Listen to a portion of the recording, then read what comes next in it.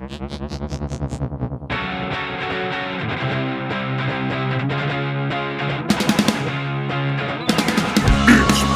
Collectors Club with Bryce, Michael, and Ryan. I know a story of high strangeness or two. Let's do this. Well, hello everyone, and welcome back to Bigfoot Collectors Club, the show where we talk to amazing guests about their personal paranormal history and share stories of high strangeness. Happy New Year! I'm your host, Michael McMillan. With me always is your other host. Happy New Year! It's me, Bryce Johnson. And our super producer. Riley Bray. Happy New Year, everybody. Happy New Year, everybody. Yeah, dropping those balls. Woo! Ow! Oh, Bryce. A ball. The Happy New Year ball. Well, There's only one. Is there only no one else does the ball drop? There's just one New Year ball. All right. What do you think this is, a Manscaped ad? They haven't been the sponsors since 2019. They wish it was a Manscaped ad. Still, people, we get a lot of requests that Uncle Dickie come back from the dead. And you know what? Maybe 2023 is the year that it happens. Hey, anything's possible. We'll find out. We're going to jump right into it because we have such an amazing guest for you guys tonight. This week's guest is an actor and a comedic performer, an improvisocio. Is that what they call him? Improvisocio? Mm-hmm. Definitely. You might know this individual from shows like The Last O.G, Bajillion Dollar Properties, Superstore, ever heard of it? Or perhaps the world-famous comedy company, The Groundlings. Club Scouts of all timelines, please welcome to the show, Mr. Ryan Gaul. Thank you. Thank you, guys. Ryan! Oh my gosh. I'm so excited to be here. I can't tell you guys. Well, I am a late to the game fanboy. And I am real excited about being here. I told you before, but I'm going to say it again. I think I listened to my first episode 3 weeks ago, and I'm 100 episodes in. Man, that's so great. I love that. Wow. Ryan, we're how are you going in chronological order? Like, how are those early episodes holding up? I have not been back. No, they aren't. They do hold up because what I love about this show is you don't know what people's kind of point of view on the paranormal is going to be. And it's always exciting to see like how hard they're going to dive into it or how hard they're going to be skeptical or, and then I always look forward to Believe It or Bullshit. Mm-hmm. I don't want to give that away that's happening, and I can't wait to do it, buddy. Not only is it happening, but you're going to be the first person to go through the brand new list for 2023. How's that for a teaser? God. I mean, believe that. Bullshit. No, I believe it, and I'm excited about it. No, I truly am a fan. I slap myself on the wrist for being so late to the game, but I'm glad that I got here eventually. Look, well, thank you so much, man. We're blushing. That's incredible. And we're just happy you're here, Ryan. I've been a fan of yours for a long time.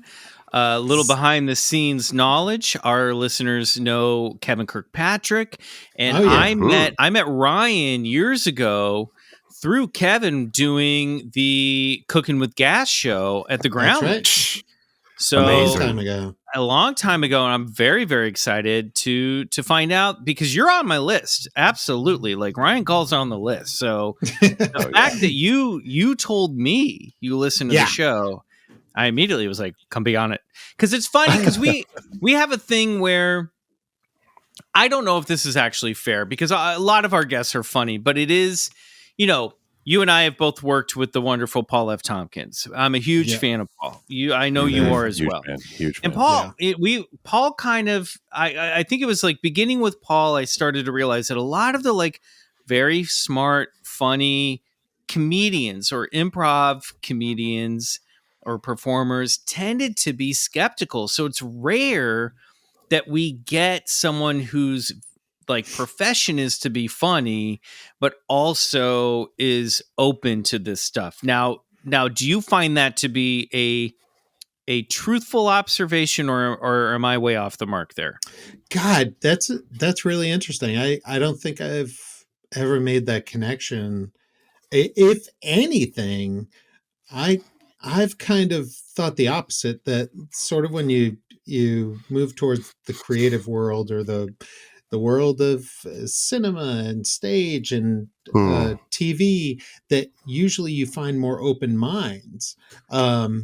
So I consider myself sort of a skeptic, but I'm very interested in finding out the truth.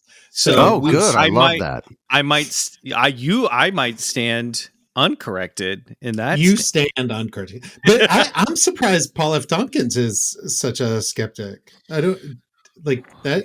That surprises me. I think he enjoys a good story, a good yarn, but is like, I don't think there's anything. But he's like, when we die, we're dust. Yes. Yeah. Right. Yeah. I mean, that afterlife is a good yarn.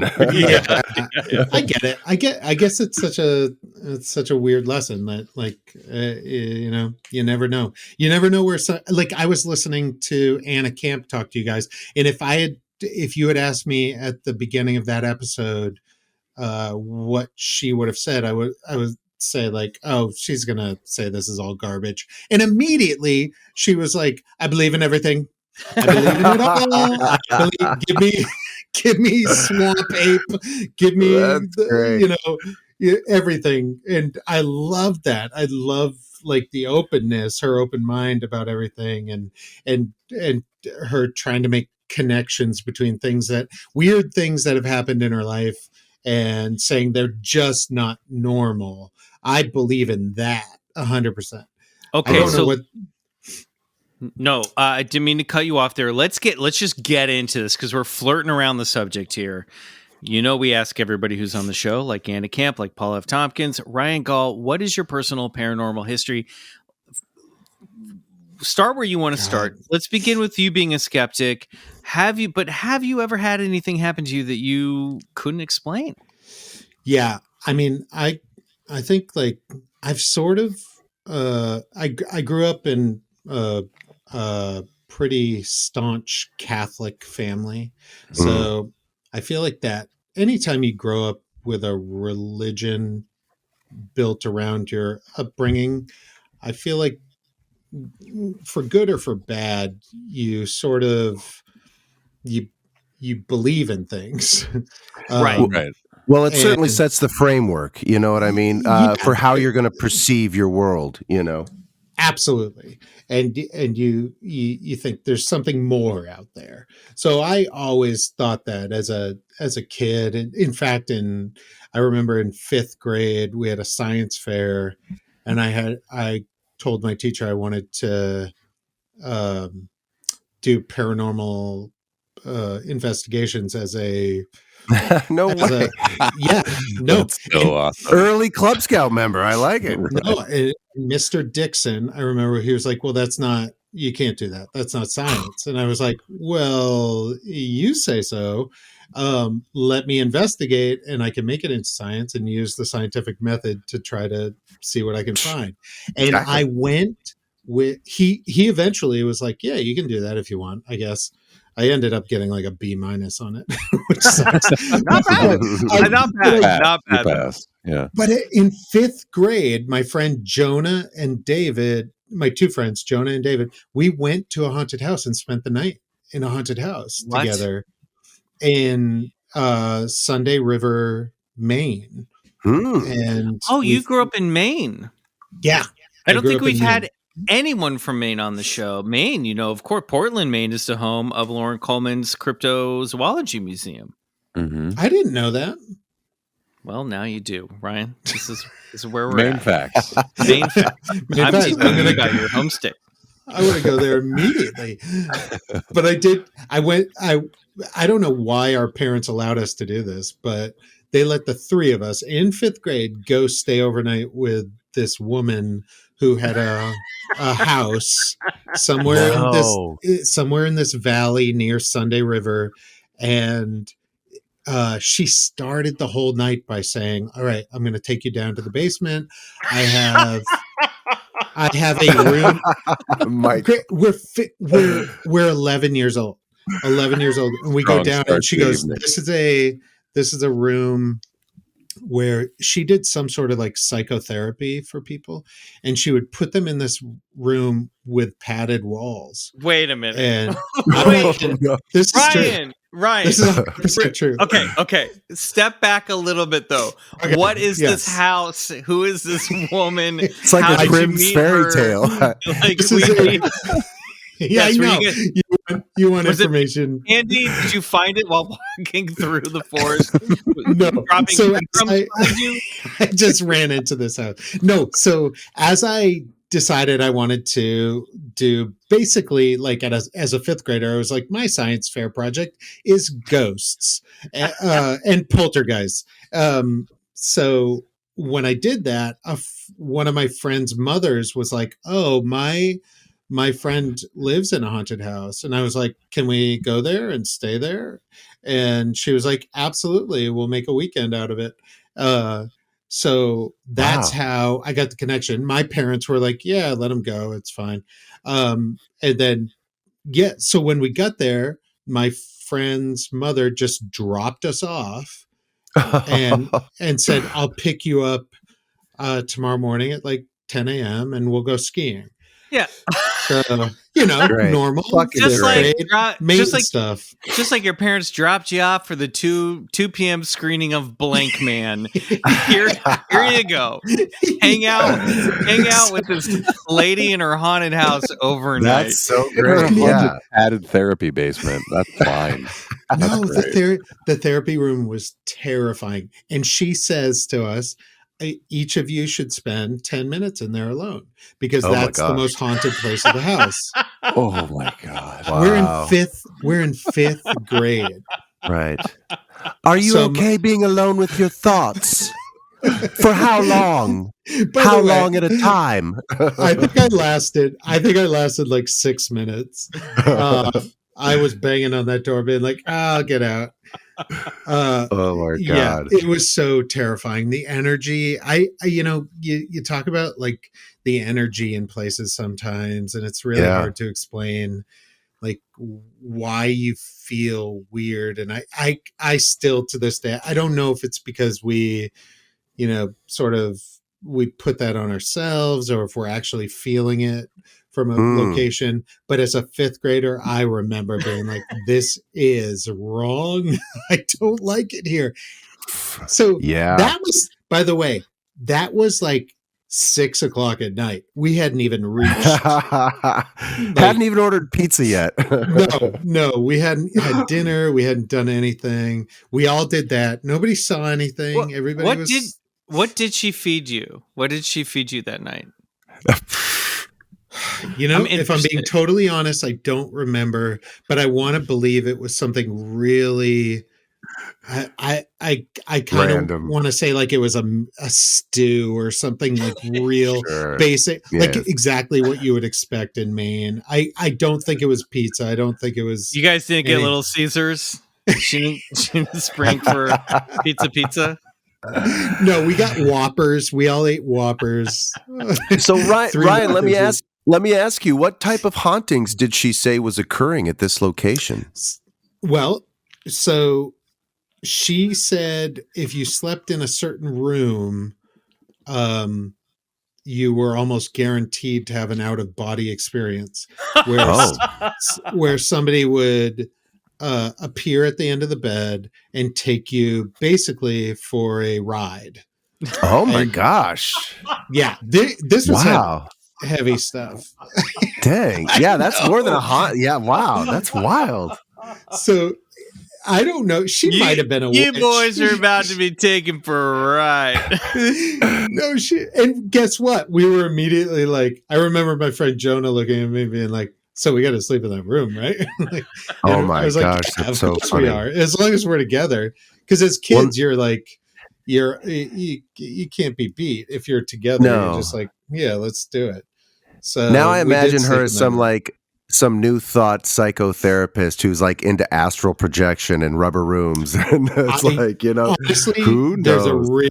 There's a real good chance that was the case. Do you know? That's so wild. Do we have confirmation that this woman was accredited? Oh, accredited to what? Like, I mean, what were her credentials here? I don't even know if this woman existed. This might have been like something. Seriously, right? Totally. But I bring this up because nothing ever happened that weekend, and as a fifth grader, I remember coming home being like, "Oh, that's disappointing."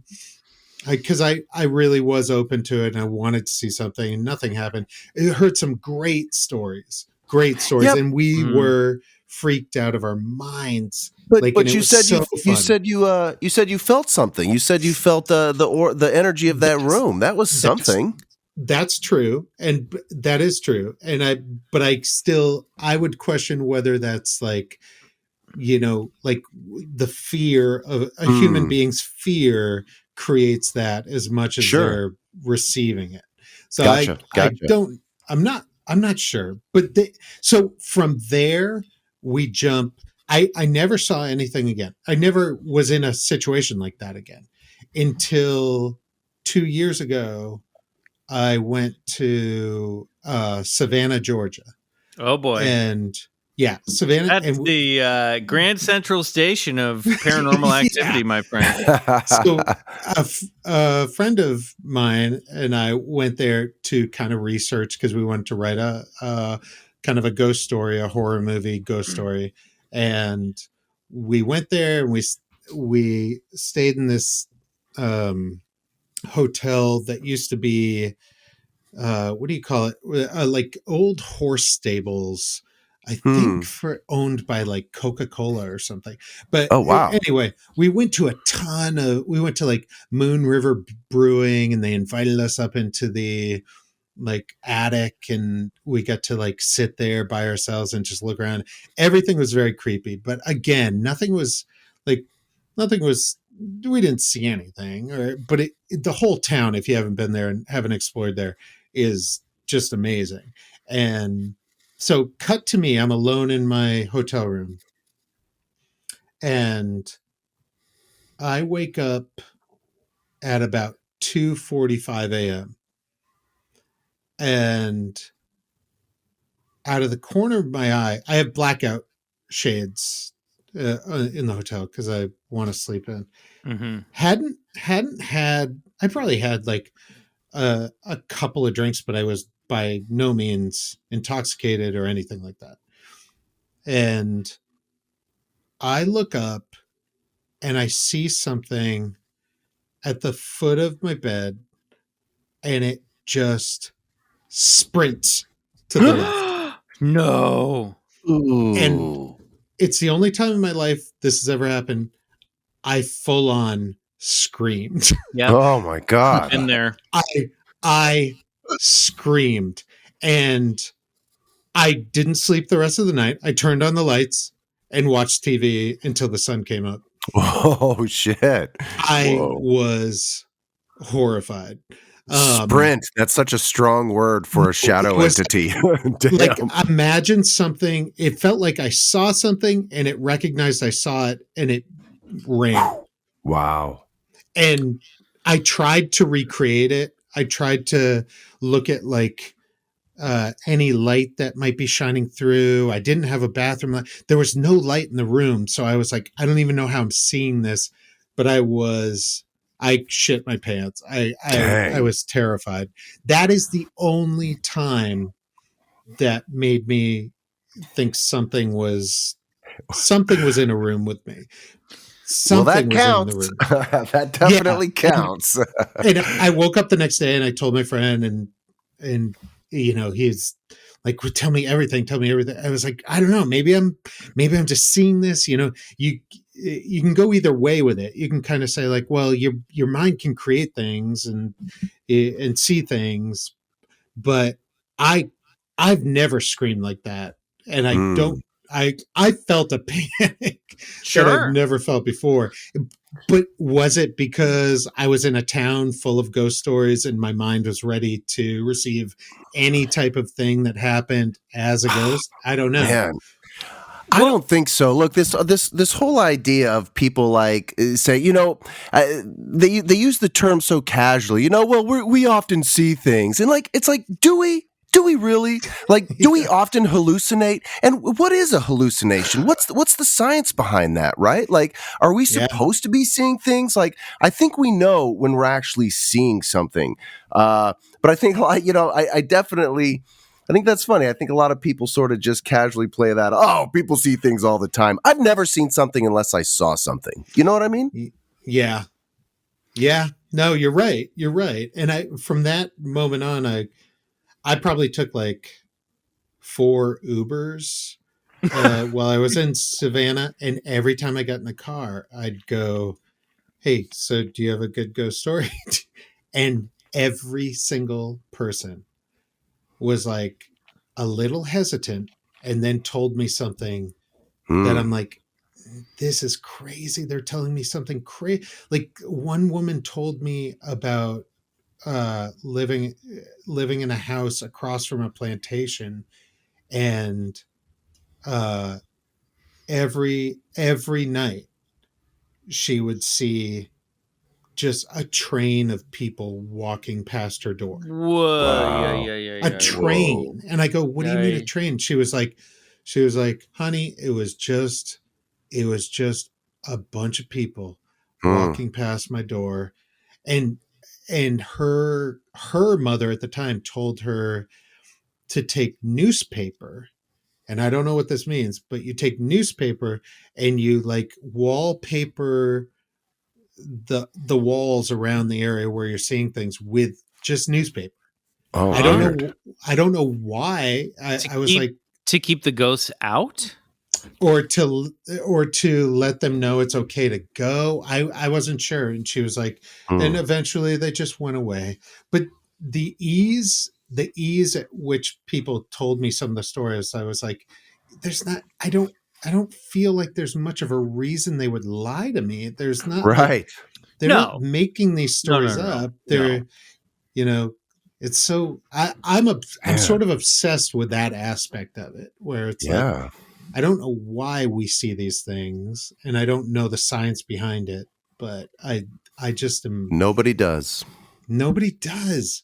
Nobody does. Yeah. Which, by the way, bothers me tremendously when ghost hunters have technology that they say is like, this is how you detect a ghost. I'm like, you don't know.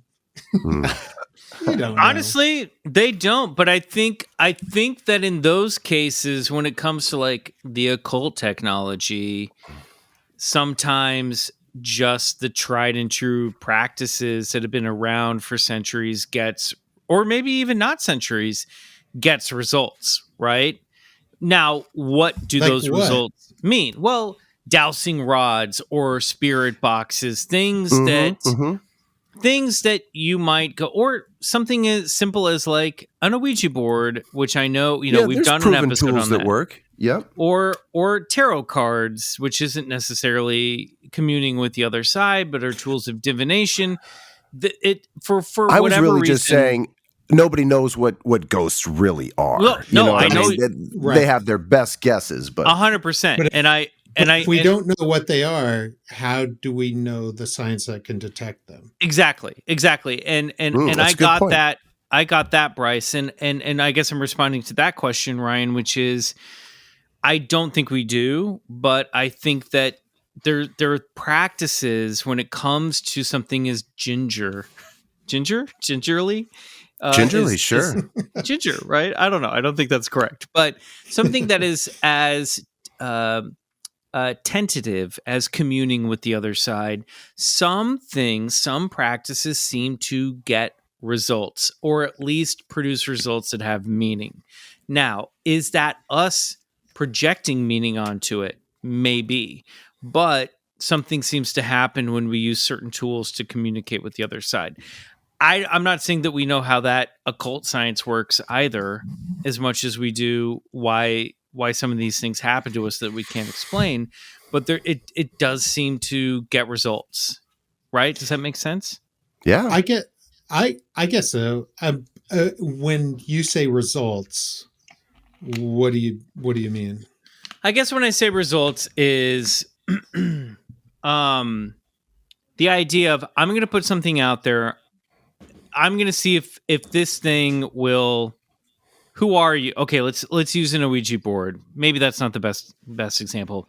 The idea of how about spirit box? Great. Setting an intention with a tool and getting a hit back, right?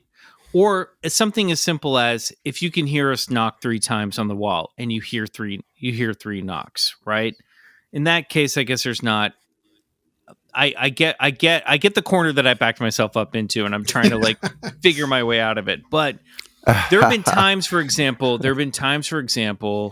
when I've used something like a tarot deck, and I have been like, okay, I'm looking for an answer in this particular category of my life. And if the spirits, and I'll sometimes say spirits in my mind, I'm saying ancestors or spirits out there, what is it that I need to know?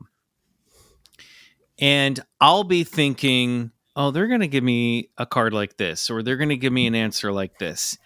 And then the card that comes up will be something so opposite of that when I look up the meaning or see it, that it's almost a joke, almost almost like something zigged when I was expecting it to zag.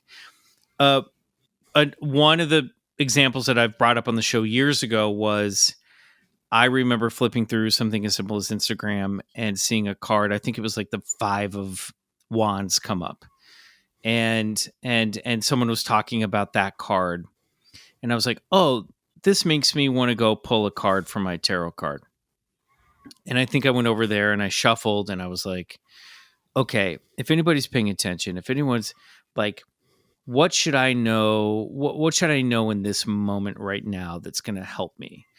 And I pulled a card, and it was the 5 of Wands. It was literally the card that I had just seen on Instagram that encouraged me to go look at the deck, right? And in that moment, I was like, okay, something is playing with me here and going, okay, we have your attention. You need to pay attention because we just, out of this entire deck of cards, you pulled the one thing that you just saw on your phone that made you feel stupid for coming to us, right? So that's a result to me. That's a result right there, that you can do something and something answers back. Not the best answer, not the most elegant answer, but this idea of, I guess a result is a call and response. That you get a response to something that you're casting out. Yeah.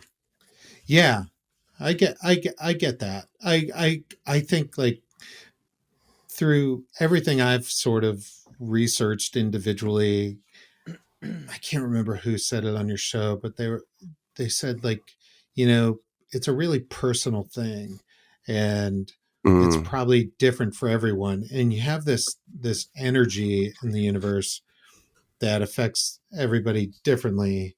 And I, for whatever reason, like you could say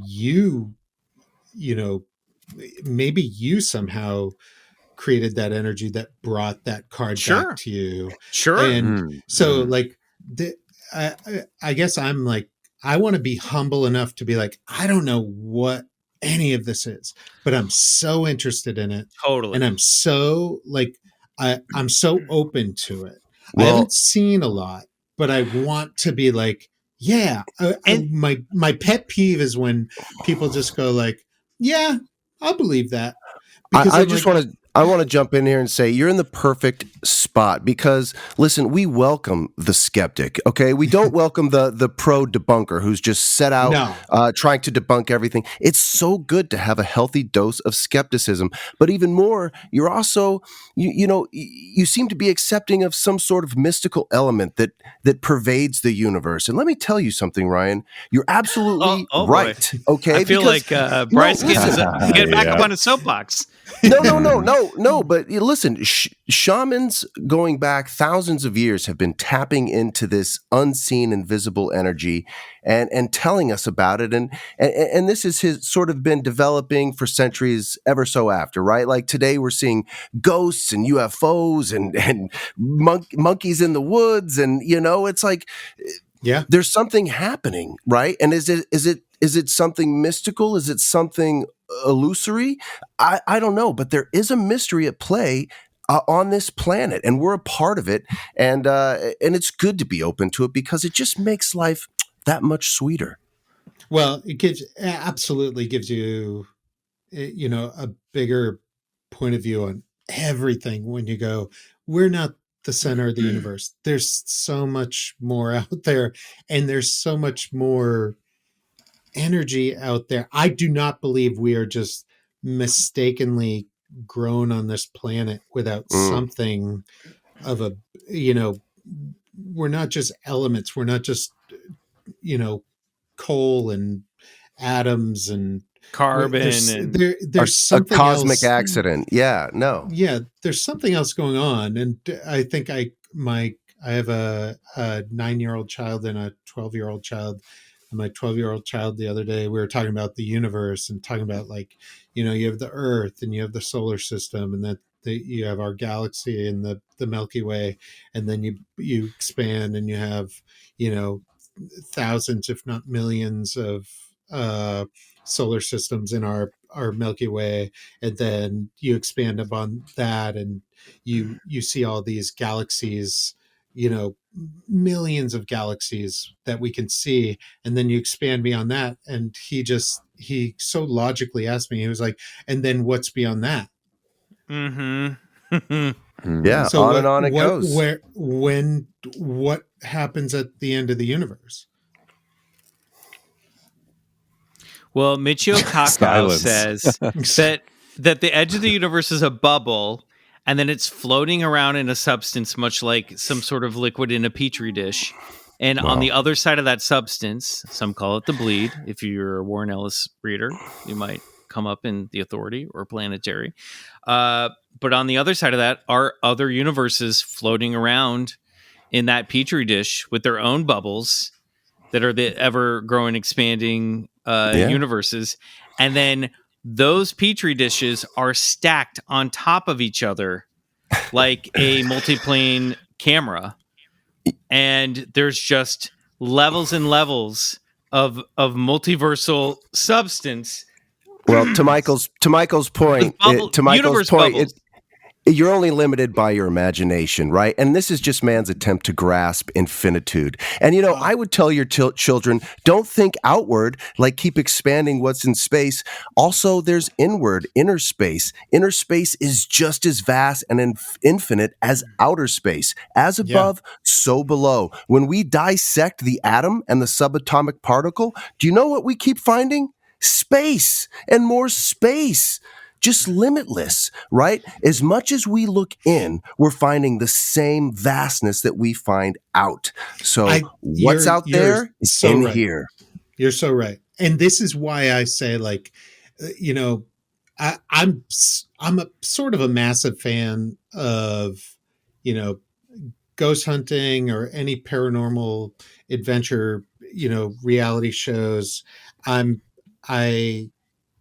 I love this stuff. I love the search. I think it was, in college, I played like a small part in a play as William B. Yeats. And there was a line in there where he was like, no, it's not. It's something about, like, it's not knowing that God exists. The idea is, like, throughout your life searching for God. That's what it is.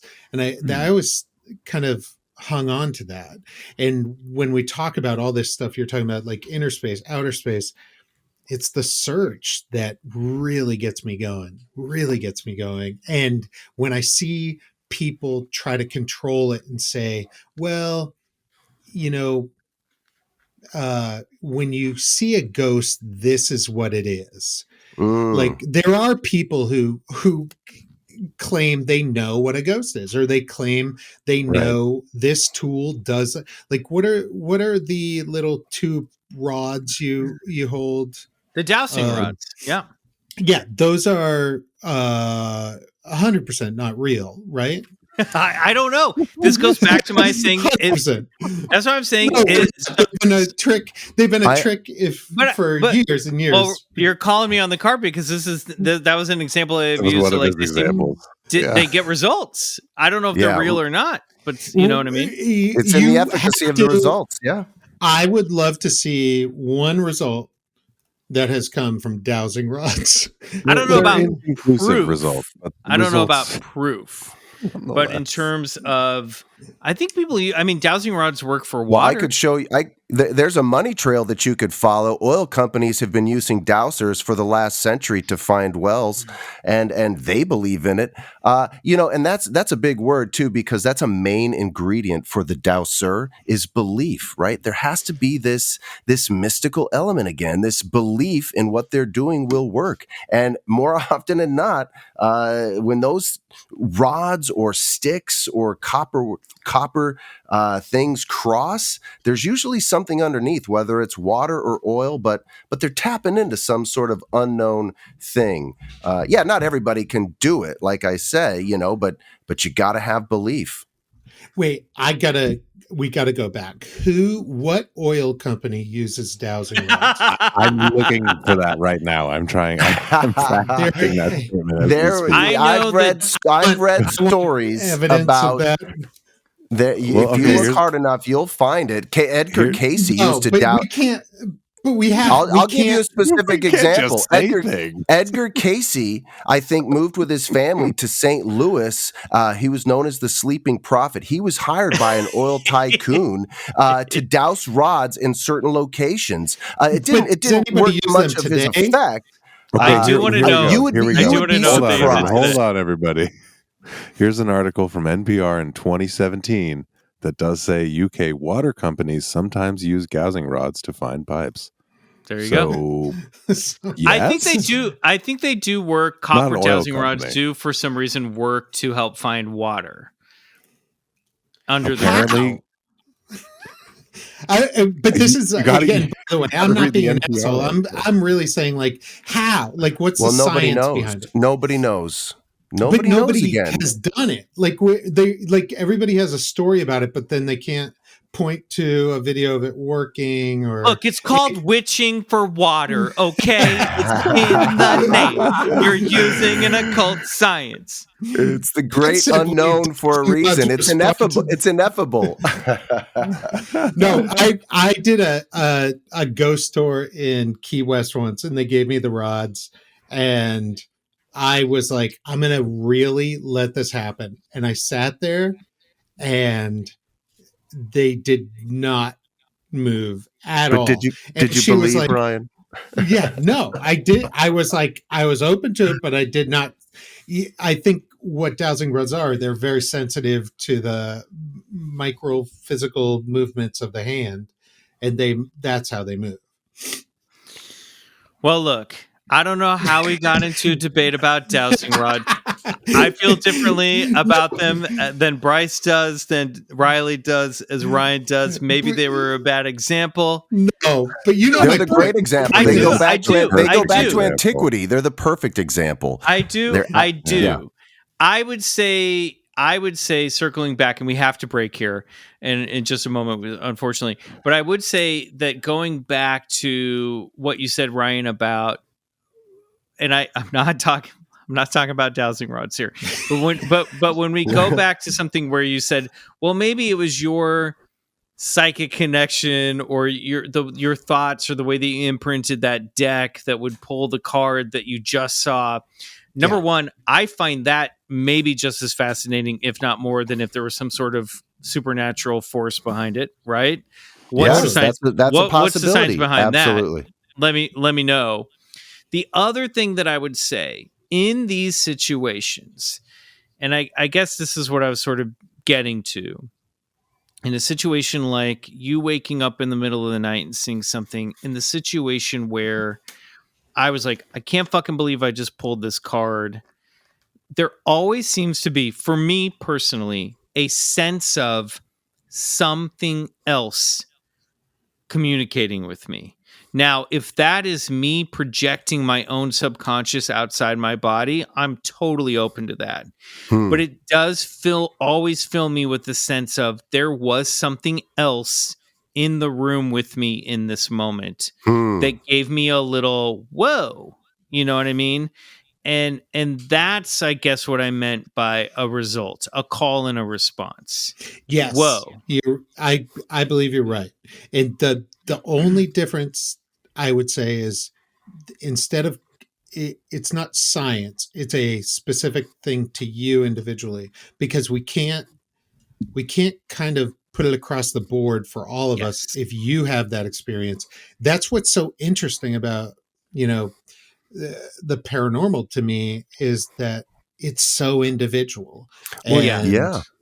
And it won't behave in a laboratory. Forget trying to pin it down with data. It just won't happen. You know what I mean? This thing is precognitive. Yes. It's sentient. It knows it knows how you're trying to trap it. It won't let you. But that's what I mean about like dowsing rods or things like that, where like I see these shows where they have, a spirit box, and frankly, I just sort of look at these things and I go like, no, the energy, like, this is something beyond our understanding. It's not going to come through on a modified AM radio that like spits through, DJs over the world. And like, fair enough. Like, why would it? Why would it? That's my question, is like, why would such a powerful thing that looks at us as ants be like, I'll you know what? Deliver information through a little spirit box. You know what it sounds like? We all need to throw an occult science fair and figure out how this shit works. There we go. Oh, that would be so rad. Oh, the occult science fair. Ryan, that's total Addams Family. I'm down for that. Let's do it. I'm in. We got to take a break. When we come back, we have much more to discuss with Ryan Gaul. Oh boy.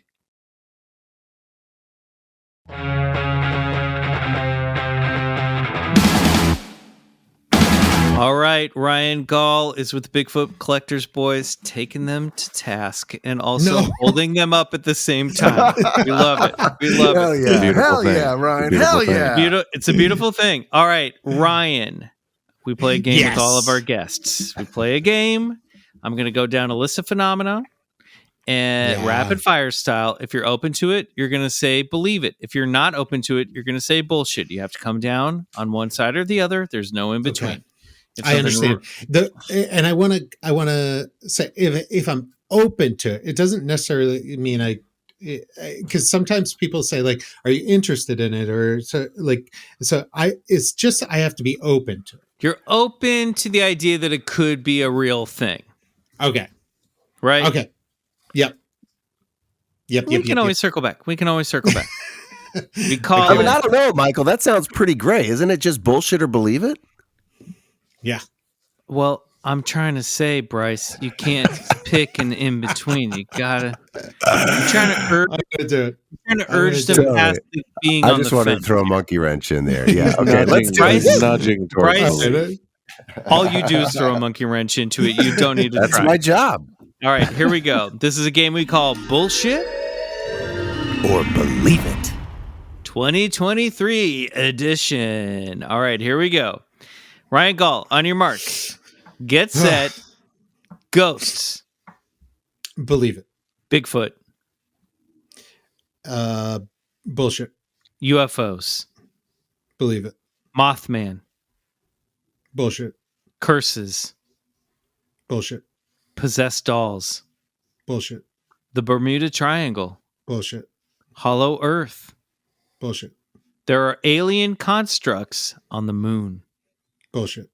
Psychic visions. Believe it. Dreams are really other realities, and when you fall asleep, you visit them. Weird, but believe it. That's good. Time travel. Believe it. Bending spoons with your mind. Bullshit. Entities from other dimensions visit our world. Bullshit as of now. Pets see spirits. Believe it, but would love a circle back on that. That's Tarot a good cards. one. All right. Bullshit. The Loch Ness Monster. Bullshit. The government is hiding the truth about Roswell. Believe it. People thought I was not going to go legit on that one, and I did. We are did living in a simulation. Bullshit. You could outsmart a werewolf. Bullshit. Planet Earth is a sentient macroorganism. Bullshit. The universe is looking out for you. Bullshit. Finally, do you remember the famous bear family's last name spelled as Berenstein or Berenstain? Steen. Okay, there you go. Congratulations. Wow, you made it that's through. great. Well done. That's a well good done. That's Love some that good new questions. list. I love that. I love that. I love that. Yeah. Gotta switch it up. You know, we're into year 6 here. So circle back on pet sea The spirit. pets. No, I do think, you know, you look at pets and their senses, and, you know, whether it's smell or sight, most of them are more advanced than a human. And I have to believe that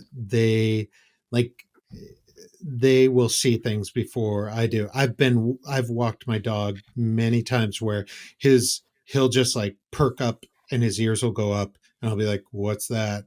And like a minute and a half later, 3 coyotes will come down the road. Yeah. Mm-hmm. And I'll be like, yeah, he knew they were here. He could smell them. They can smell and hear that stuff way ahead of us. Yeah. And I used to always look through, when I was a kid, I'd look through my cat and dogs. Like I'd get behind them and look through their ears, because I always heard if you look through their ears like from behind. That's a first. That's a first. No, Whoa. you never heard that. So you're kind of like, you're taking their vision through, like from behind over their skull. Oh, I fucking love this. I'm getting my dog right now. This is a real Bryce. This is a real Bryce thing. Yeah. I love this. But I would love it. Explain to me, at least me. You're getting down behind your pet. You're looking through the light shining through their ears. Yeah. So to do what? Picture yourself like putting your head right behind their skull. Oh, I'm there. So your eyes are sort of looking right over the horizon of their skull through, almost trying to see exactly what they're seeing. And the closer you can get to that, supposedly you would be, I guess maybe I heard more with cats than dogs, but I would try it with both. You would be able to see spirits or ghosts. Oh my god! Wait, I love this. You're gonna come at me collars with my dog now, like a super pet. Believe it, right? But I would try it all the time. You're gonna come at me for dowsing rods, but if you put your eyes at eye level with your pet skull, you'll see ghosts. Is that what you're doing right now? Well, I'm not doing it right now. I did it when I was like in 3rd grade, and then I realized it was bullshit. I have to say, that is both the most specific and weirdest thing I have heard in 226 episodes of this show. I love it. I just love it. Yeah. I think it was really fun as a kid doing that. Because I lived in total dark. Like when I'd walk my dog at night, I didn't have any neighbors. I had total darkness. So I would take my flashlight and I'd put it on my head, and then I'd get down behind my dog and I'd look with my flashlight. I love that. So, imagine how many listeners will be using their pets as like ghost radars now. They're like, I'm doing it tonight. Yeah. I just feel like Bryce is going to be walking into every room in his house now in front of his family, holding baby up at eye level. I'm telling you, it's so metal. I love it. But bottom line, I do believe that pets have senses beyond what we have, and they do, like, the idea that they can smell an earthquake coming before we know it, or they have something else that we don't have. And I'd like to circle back. You said yes on time travel. You think that's something that we'll figure out in the future, or do you think somebody from the future has already figured it out? I don't know. But I do believe, like, that's one of those things where I'm like, I've heard it explained to me, like how it could possibly happen, scientifically. And I'm like, all right, well, if it could happen, if maybe we don't have the technology at this point, but if, 500 years from now, they did have the technology, what would stop somebody from coming back and, or going, traveling all throughout time? I don't know. There's a whole theory. There's a whole theory that Nick Redfern puts forth that's what the Men in Black are people trying to fix a time stream because so many people are coming back from the future and fucking up our current timeline constantly. Yeah, but we just don't realize it. I'm open to that because I don't think that sounds crazy to me. Like, I think that sounds like something that could possibly my only question would be like, well, how come not everybody's going like buck wild and traveling all over time with like 1,000,000 years from now, but maybe the world is dead or whatever at that point. But maybe there's some regulations on time travel at that point. But I don't know. There's that going by the rules of the game. I'm open to that. I'm not open to the Loch Ness Monster. Fair enough. Gotcha. We don't need to dig on the Loch Ness Monster's grave any more than we already have. It makes me sad. It's a fish. It's a big fish. That was a fun one. All right, Ryan. It's really fun. You really got my wheels turning. Sometimes I think you're a Michael, and then other times I think you're a Bryce. I know you're not a Riley. I just can't figure out where you land on the spectrum of this show. But I'm a real wild card. We love it. All right, well, it's time for this week's story of high strangeness, and we're going to kick off 2023 with a real true story of high strangeness, one that crosses the threshold between close encounter and paranormal activity. Ryan, we've discussed some weird stuff on the show, including the recent case of the Long Prairie cans over on the other side, which involves some sentient robotic tin cans that someone saw get in and out of a rocket on a country road. But even compared to that, this one might leave you scratching your head. That is to say, it might even leave you a little stumped. This is the story of the walking tree stumps of Newport, Oregon. All right. Does this ring any bells, Bryce? No. All right. Well, I want to give a special shout out to listener Rachel Bussert, our resident librarian, for helping me track down an out-of-print book for this episode, Jim Brandon's Weird America, A Guide to Places of Mystery in the United States. All right. So thank you, Rachel. Here we go. Shout out, Rachel. Yeah.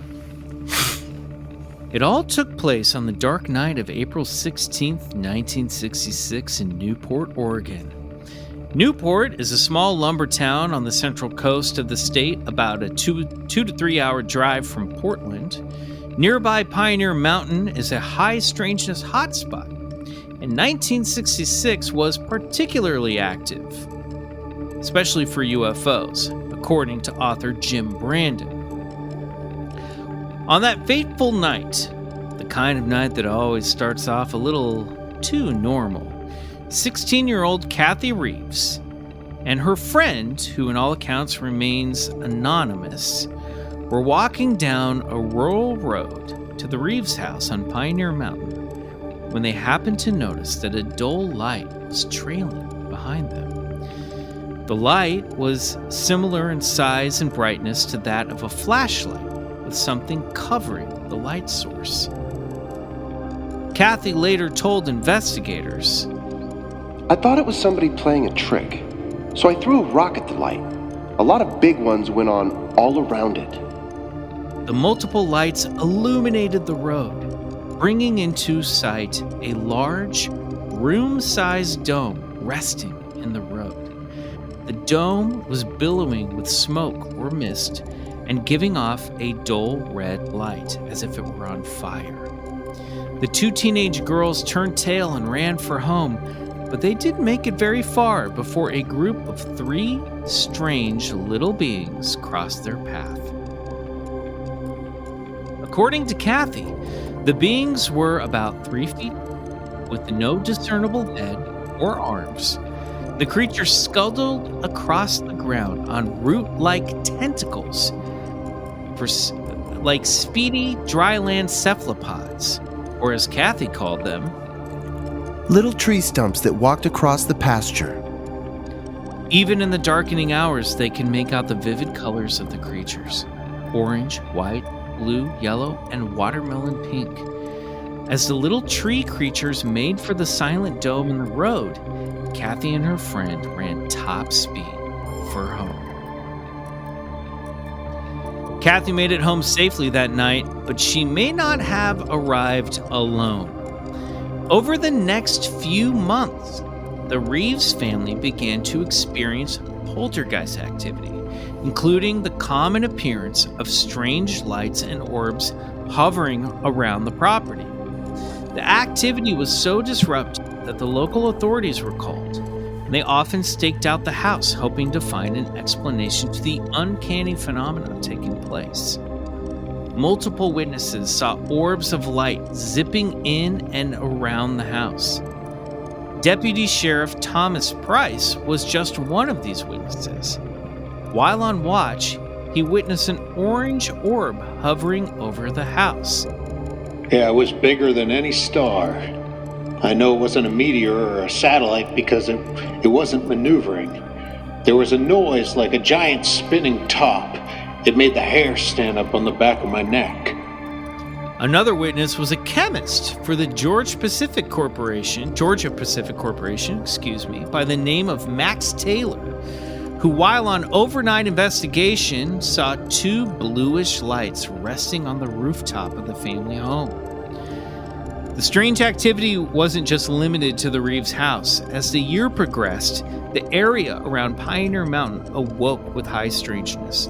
Multiple UFOs and strange lights were spotted by dozens of eyewitnesses around the area, and on one occasion, 2 hulking, one-eyed humanoid giants, a pair of cyclops, were seen, a claim that John Keel noted with little fanfare in his book Strange Creatures from Time and Space. Weird, man. Just a casual mention of 2 one-eyed giants walking through the mountain. Just also that. Also. Yeah, just also that. I was like, hold on, everybody. What are we talking about? Jim Brandon just mentions it. I went and looked. I was like, surely John Keel mentioned it. He did. I have no further information there. It just seems to be something that's just mentioned in passing fancy, and I'll dig deeper into it. I'll see if I can find out more about these cyclops that were marching around Oregon. Mm-hmm. The activity at the Reeve house became so crazy that the family up and left the place. Once the Reeves were gone, the paranormal activities seemed to cease for both the house and the family that relocated. However, the tree stump-like entities may have returned at least once more, but this time in Spain.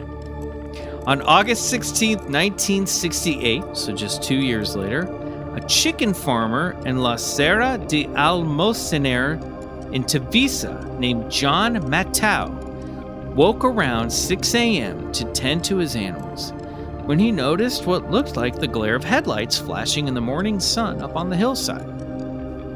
Upon further inspection, Matau was stunned to discover a domed object shaped like what he called a half watermelon hovering a few feet above the ground.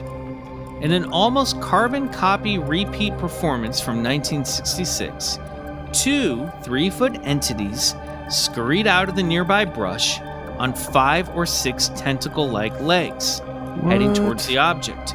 Matau likened these entities to lightly colored octopods and remarked that they were disgusting. The 2 beings entered the bottom of the dome, which in turn flew off into the sky. Matau apparently fainted, and nobody saw him for a full 24 hours. So we have some missing farmer and some missing time here. But definitely potential, yeah. Matau and his brother Sebastian returned to the area a couple days later and found a circular burn mark on the hill. UFO investigators swarmed the area. Matau's sudden public persona spiked his anxiety, causing him to retreat from further exposure and expounding on the story. However, this area of Tarragona province in which the event took place, like Pioneer Mountain, has been called by paranormal investigators as a hotbed for high strangeness. Whether these creatures were space squids or sentient tree stumps from another dimension remains a mystery to this day. And that is the story of the sentient tree stumps of Newport, Oregon.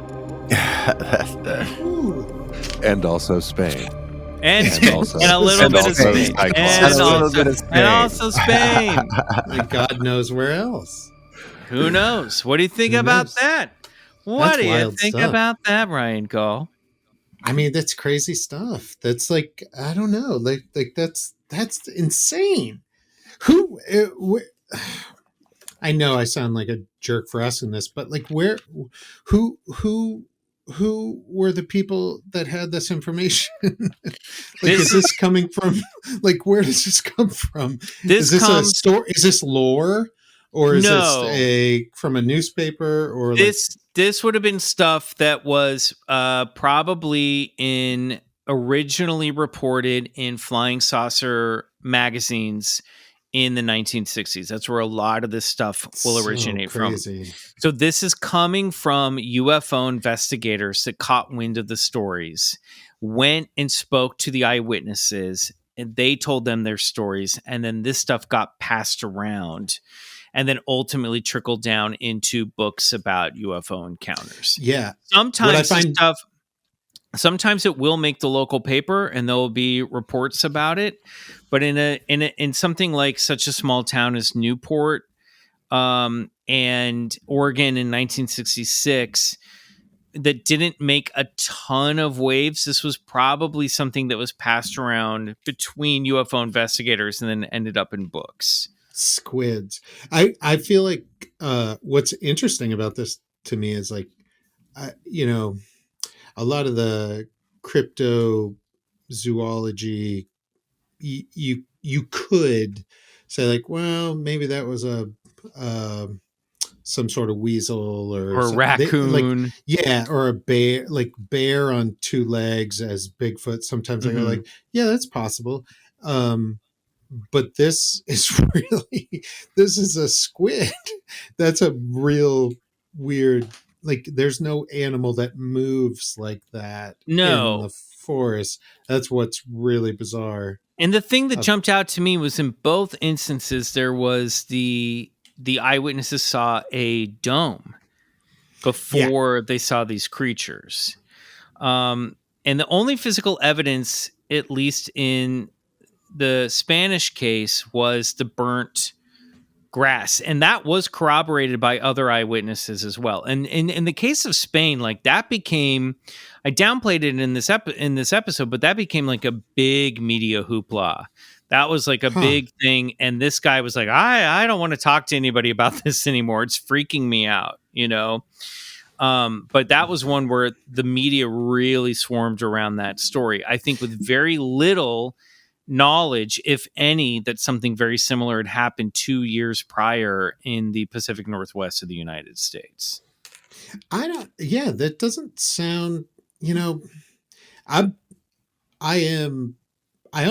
believe in ghosts. I believe in UFOs, and I think we have been, I think statistically it's almost impossible we haven't been visited by somebody from another galaxy. Right. It just seems insane to me, knowing that what's possibly out there.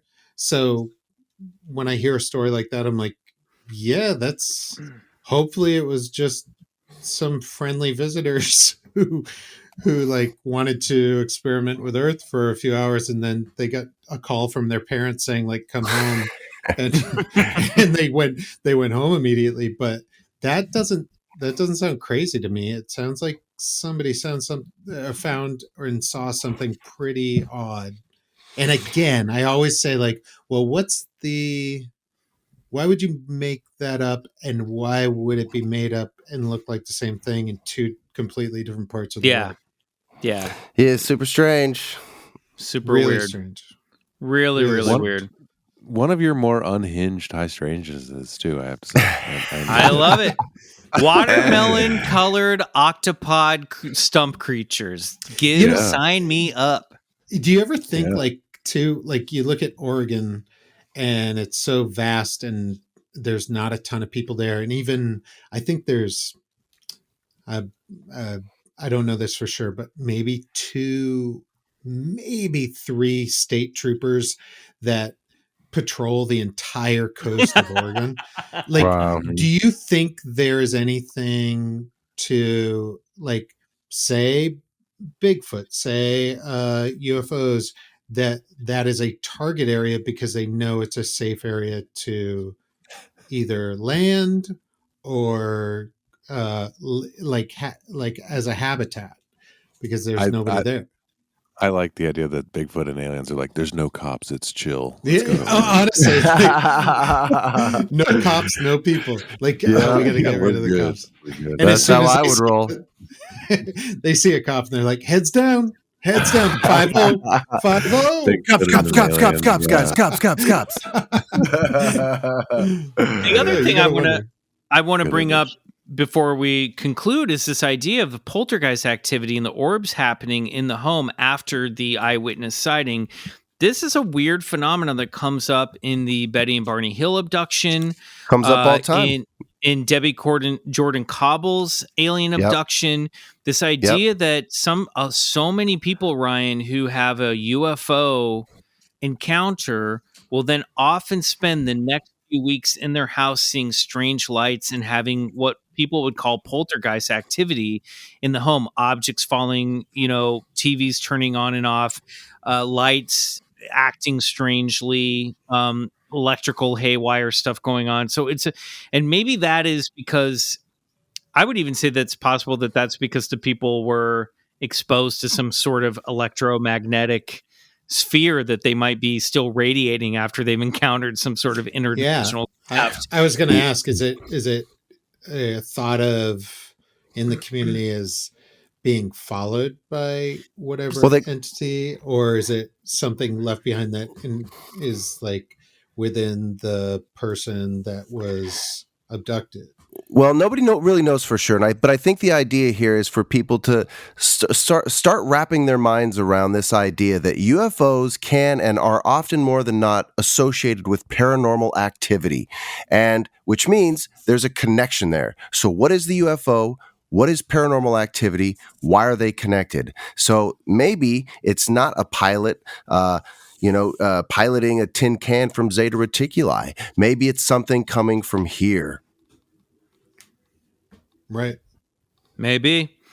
All right. Well, that wraps up an episode. Ryan, thank you so much for joining us.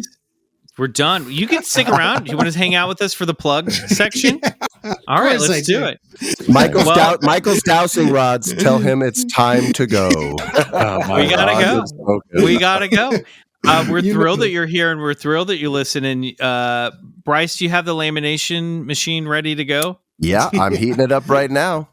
Okay, great. We're gonna get you. I'm a huge fan, and I can't wait to continue listening down the road. As skeptical as I am, my interest in all of this outweighs all of that. So I love hearing you guys talk, and I hope you're in the perfect spot years to come. Yeah, great. Thank well, you, Ryan. You'll absolutely join man. us again. Let's Welcome print up his aboard. club membership card. Bryce will have that off in the mail for you very soon. In the meantime, Ryan, where can people find you? You can go, I'm on Instagram at RYGAUL at RYGAUL. And I just filmed a horror movie in Maine, so check it out. There's a teaser on my Instagram, and we're looking to have that out by next Halloween, which has to do with a witch that lives on a lake in Maine. Oh, love all that found stuff. footage, and Awesome. you guys will love it. So when that comes out, I want to come back on and show you guys. I love It's a that. date. Absolutely. Yeah, it is a date. So this episode is wrapping up, but there's always more Bigfoot Collectors Club over on BCC The Other Side, where $5 a month gets you 3 exclusive bonus episodes every month. If you enjoyed this episode, please follow, rate, and review us on your favorite podcast app. If you do, we might read it on the air, like this one. From Rachel's username, Ogopogo Drinking Game. I played the Ogopogo Drinking Game. It worked. Smiley face, 5 stars. There you go. Nice. That's all it takes. That's all it takes. Mm-hmm. Check out our merch store over at store.bigfootcollectorsclub.com and follow us on Instagram at Bigfoot Collectors Club and BCC Podcast on TikTok for all the latest updates. I'm McMills on Instagram and on Cameo. If you want to connect with me over there, I'd be happy to wish someone a happy birthday or give you or a loved one the virtual tour of my corner of the BCC world. And please check out my other podcast, Slate Your Name, where I talk shop with other actors and creators.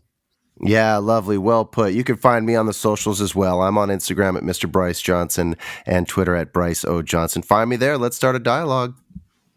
And I'm Peace Drone on Instagram, and also I'm on Cameo. And I have a link tree that points to lots of my work if you're interested in that.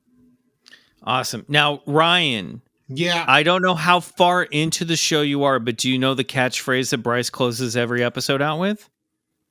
Go get regress. Yep. Okay, great. We're going to let you say this, all right? So I feel honored. We'll cue you up. Bryce, is that okay with you? Do we have your blessing? Of course. Absolutely. All right. Well, okay, everyone. We want to thank Ryan one last time for joining us. We are headed over to the other side to discuss the 1986 horror flick House.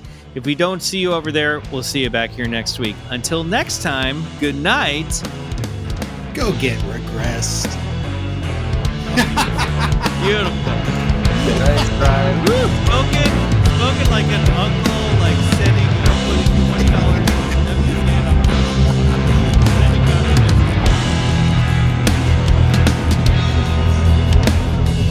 Bigfoot Collectors Club is produced by Riley Bray and Michael McMillan and scored and engineered by Riley Bray. Our theme song, Come Alone, is by Suneaters, courtesy of Lotuspool Records. Do us a favor and support the show and unlock 3 bonus episodes every month by becoming a member of our Patreon, BCC The Other Side, which can be found at patreon.com/Bigfoot Collectors Club.